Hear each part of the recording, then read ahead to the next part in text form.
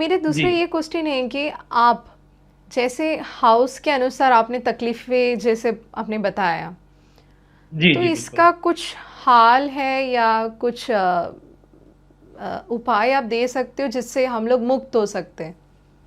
बिल्कुल, बिल्कुल इसमें हम लोग उपाय दे सकते हैं। ये उपाय शास्त्र हम नहीं दे रहे हैं, ये शास्त्र सम्मिलित उपाय हैं, ठीक है? इसको पहले तो जी। ध्यान से सुनेंगे। अगर मान लीजिए कि पहले तो व्यक्ति को ये जानकारी होनी चाहिए कि सूर्य हमें क्या-क्या रोग दे सकता है, ठीक है? जी। जैसे मैंने कहा सूर्य हमारे बॉडी में हड्डी का कारक है, हड्डी में डी विटामिन की कमी कर सकता है, आँखों में प्रॉब्लम दे सकता है। जो गंजापन है, जैसे मान लीजिए फर्स्ट हाउस में सूर्य बैठा है, वहाँ पे राहु केतु ने दृष्टि दे दिया, उसके सर में बाल नहीं होगा, पक्का है ये, ठीक है? तो जी। ऐसा जो नेगेटिव इफेक्ट होता है, तो वैसे स्थिति में हम लोग देखेंगे सूर्य से क्या-क्या बीमारी होती है। गंजापन होता है, जी। माइग्रेन होता है, आँखों में प्रॉब्लम होता है, ठीक है ना? और हड्डियों में दिक्कत होता है, गैस एसिडिटी वगैरह होता है। तो हमें नहीं ये नहीं देखना है किसी व्यक्ति को कि सूर्य कहाँ बैठा है। लेकिन सूर्य से संबंधित उसको अगर बीमारी है, जैसे मैंने कहा ये सारी चीज़ें, तो जैसे घुटने में प्रॉब्लम, हड्डी में कहीं पे भी प्रॉब्लम हो बॉडी में, वो सूर्य से संबंधित है। जी। ठीक है ना? जब ऐसी जी। प्रॉब्लम होती है तो उस व्यक्ति को सूर्य का रेमेडी करना चाहिए।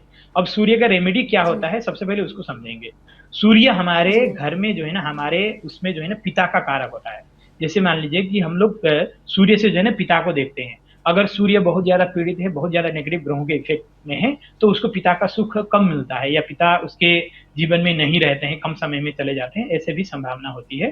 तो अगर पिता जी। हैं तो उनको पिता की सेवा करनी चाहिए, हमेशा पिता से जो है ना प्रेम करना चाहिए, पिता से कभी भी लड़ाई झगड़े नहीं करनी चाहिए। अब सूर्य आपका जी। इफेक्ट है तो लड़ाई झगड़े वगैरह कराने का ऐसा माहौल बनाता है, लेकिन आपको अपने अंदर कंट्रोल लाना चाहिए और पिता के साथ में हमेशा प्रेम व्यवहार करना चाहिए और पिता की हमेशा सेवा करनी चाहिए, उनके चरण छुएं, उनको चरण स्पर्श करें, आशीर्वाद लो रोज उनका, प्रतिदिन सुबह उठ के उनसे उनका आशीर्वाद लें, तो ये सूर्य अगर ऑटोमेटिकली वो पिता पॉजिटिव होता उससे है। अच्छी स्वभाव पे नहीं है तो क्या करेंगे? नहीं, जैसे भी उनको क्षमा याचना करें, मनाएं, ये पहला स्टेप है। अगर नहीं मानते हैं तो फिर दूसरे रेमेडी में जाना चाहिए, पहला तो यही है। जी। ठीक है? जी। पहला तो यही है कि पिता को किसी तरीके से मनाएं और खुश रखें पिता को, पिता की सेवा करें, उनका आशीर्वाद लें। दूसरी चीज जी। मैं बताऊंगा कि हमें सुबह उठ करके सूर्योदय से पहले उठना चाहिए। अगर सूर्य कहीं पे भी पीड़ित है, अगर सूर्य संबंधित आपके शरीर में, बॉडी में बीमारी है, तो आपको सिर्फ मेडिकल की सहायता न लेकर के हमें रेमेडी की तरफ भी जाना चाहिए। तो दूसरा रेमेडी है सूर्य का कि आप सुबह सूर्योदय से यानी कि सनराइज से पहले उठना चाहिए, तब जाकर वो जी। सूर्य आपका पॉजिटिव रिजल्ट देने के लिए तैयार होगा। अगर आपका सूर्य नेगेटिव है, अगर आप सनराइज के बाद भी सो रहे हैं, तो सूर्य और ज्यादा नेगेटिव रिजल्ट देगा आपको और ज्यादा दिक्कत परेशानी पैदा करेगा। ठीक है? तो ये दूसरा जी। पॉइंट है।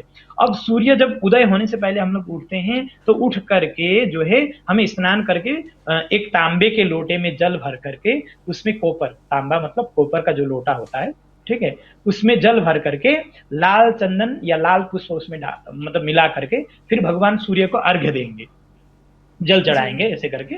अपने अगर फ्लैट में हैं तो बालकनी इत्यादि से चढ़ा सकते हैं, या नीचे हैं तो आप लोग नीचे भी अपने खड़े होकर पूरब की तरफ फेस करके, सूर्य निकले या न निकले ऐसे 4:30-5 बजे के बाद सूर्य की लालिमा निकल जाती है। सूर्य उदय होने से जी। 1-1.5 घंटे पहले ही सूर्य का जो प्रकाश होता है, जो तेज होता है, वो निकलने लगता है, फिर धीरे धीरे जो है ना उजाला होता है। ठीक है ना? तो हम 4:30 के बाद भगवान सूर्य को जल चढ़ा सकते हैं पूरब की तरफ फेस जी। करके। आपको या बारिश हो रही है या बहुत ज्यादा धुंध है, जैसे ठंडी के दिन में सूर्य नहीं दिखाई देते हैं, तो उससे कोई मतलब जी। नहीं है, आपको पूरब की तरफ फेस करके सूर्य भगवान को जल चढ़ाना चाहिए और ओम जी। घृणि सूर्याय नमः इस मंत्र का जाप करना चाहिए जितना ज्यादा हो सकता है दूसरी चीज में। ठीक है? जी। तो ये दूसरा रेमेडी है। तीसरी रेमेडी में मैं जाऊंगा, जैसे मान लीजिए बहुत सारे रेमेडी हैं, तो तीसरे रेमेडी में मैं जो जाऊंगा उसमें ये करना चाहिए कि अगर कोई व्यक्ति को, जैसे मान लीजिए कि उसमें पर्टिकुलर बीमारी भी है, जैसे किसी को डाइजेशन की प्रॉब्लम है, बहुत ज्यादा गैस एसिडिटी होती है, तो उसको ये कोशिश करना चाहिए कि वो सूर्य अस्त होने से यानी कि सनसेट होने से पहले वो भोजन कर ले, यानी कि खाना खा ले, उसके बाद उसको खाना नहीं खाना चाहिए। जी। ठीक है? तो किसी को अगर सूर्य बहुत ज्यादा खराब होने से डाइजेशन की प्रॉब्लम या पेट संबंधी रोग जो होता है, उससे जो है ना, जैसे मान लीजिए कि उसको दिक्कत है, तो उसको ये कोशिश करना चाहिए कि वो सनसेट से पहले ही अपना खाना खा लें और उसके बाद वो टहले, इधर उधर अपना काम करें, कोई मतलब नहीं उससे। ठीक है?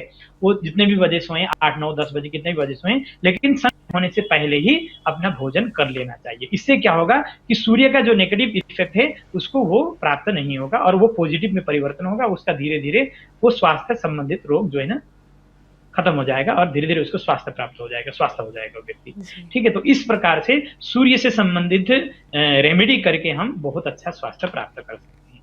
दूसरी चीज है, सूर्य हमारा मान सम्मान का कारक है। जो व्यक्ति रोज सुबह उठ करके सूर्य अर्घ्यदान देता है, सूर्य का मंत्र जाप करता है, उसको जीवन में मान सम्मान प्राप्ति होती है, हमेशा पिता से प्रेम प्राप्त होता है।